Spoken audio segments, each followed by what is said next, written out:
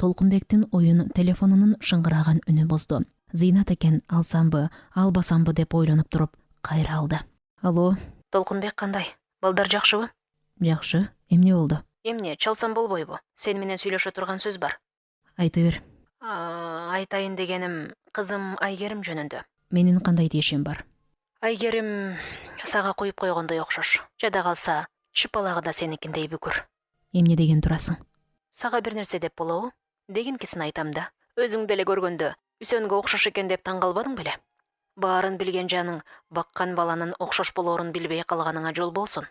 Баккан менмин да. Бирок баккан мага эмес. Чолпон атада жаткан сага окшош болуп жатпайбы? Билбейм. Эскертип коеюн, Толкунбек. Мен жайна эмесмин да. Бир күнү төрөгөн энеси ушул болчу деп мага бирөөнү жетелеп келип, кызымды талашып жүрбөгүлө. Акылыңдын жеткен жери ошобу? Элдин баарын өзүңдөй көрө бербе.